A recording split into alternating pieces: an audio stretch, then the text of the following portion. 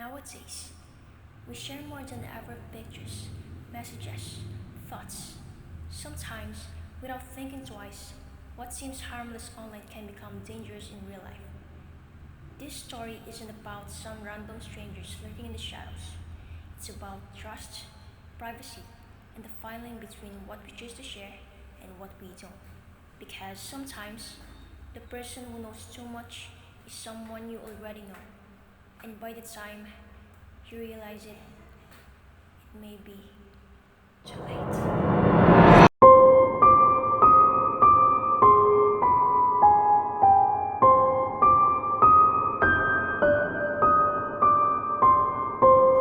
Some people don't become dangerous overnight. Minsan, matagal na pala silang nagmamasid.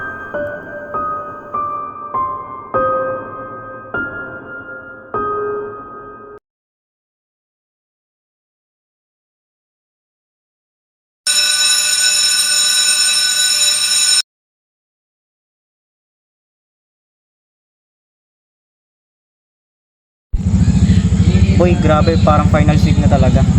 Kaya nga eh. Pero true, at least may food trip tayo later. Stop. I swear kailangan natin ng 3 days nap. Pero let's survive first bago mag food trip.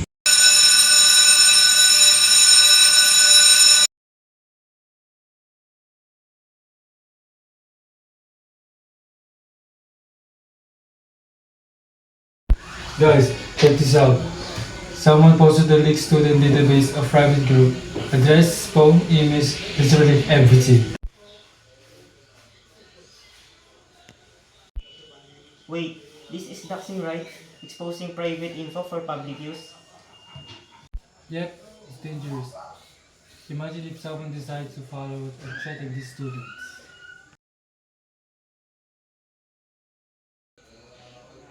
Kailangan natin i-report yan. Benedict is just a normal college student.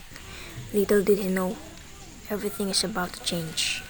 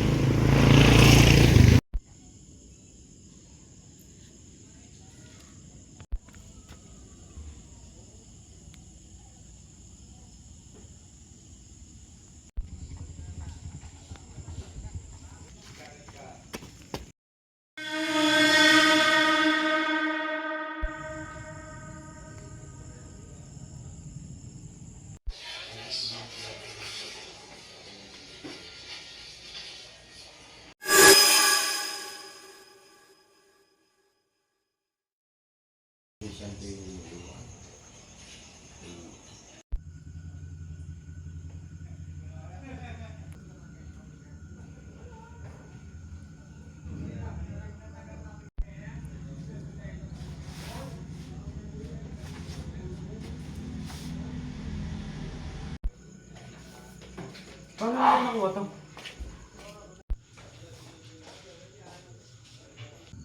Boy, hindi to normal. Someone is watching you.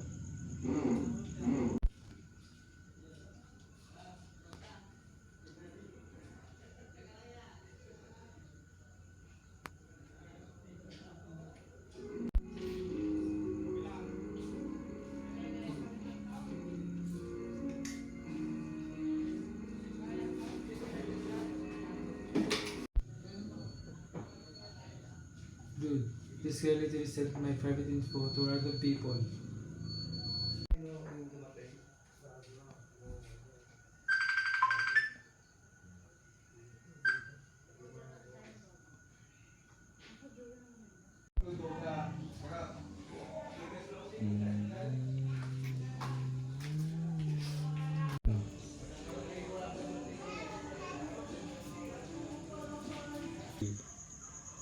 Boy, tingnan mo. He was there inside the room with us.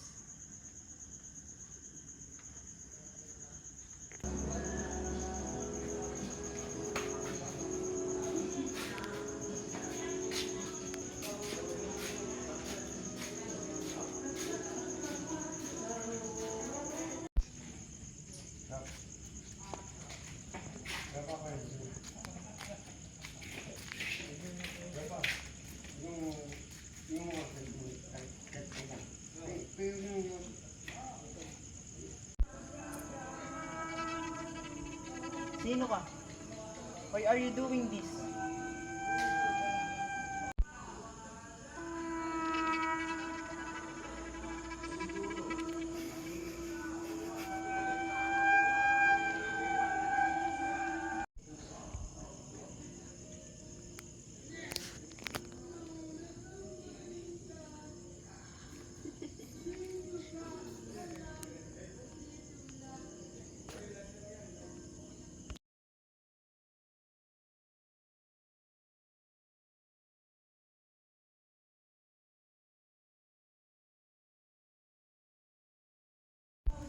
Boy! Nandyan siya.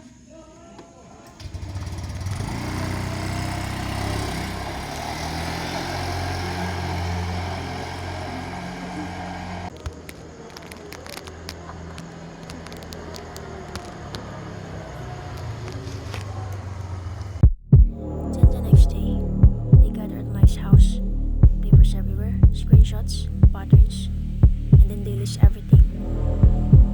That he knows their schedules, he knows where they live, their personal secrets, and knows their fears.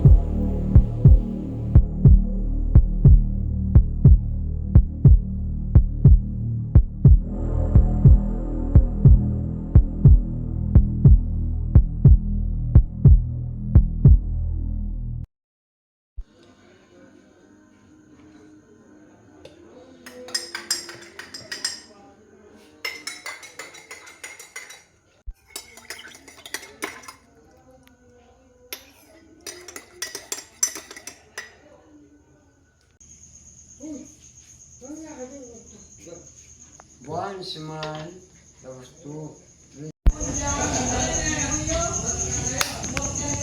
Ay, wala kuryente.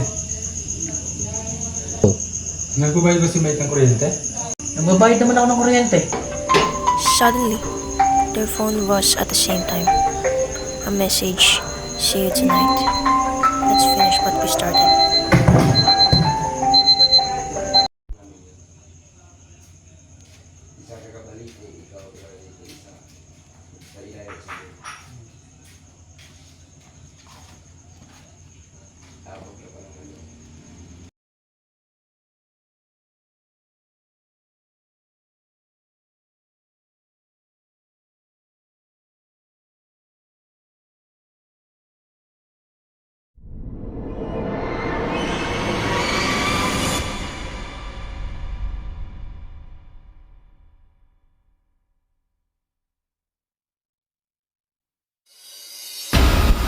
Mike, ikaw talaga yan?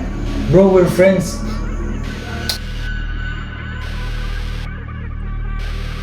Ikaw yung tumulak sa akin sa pader?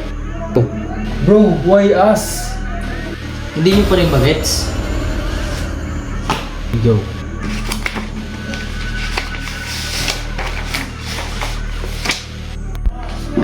Ako yung taong nandyan para sa inyo. Tapos lagi niyo akong iniiwanan. Or hindi niyo malang ako kinakamusta. Nagtiwala kami sa'yo. Bro, bakit mo nagawa to sa amin? Bro, bakit mo ginawa? So tinakot mo kami? Sinaktan mo kami? Bakit mo nagawa sa amin to? Mike, you hurt the people who cared about you the most. I just wanted to matter.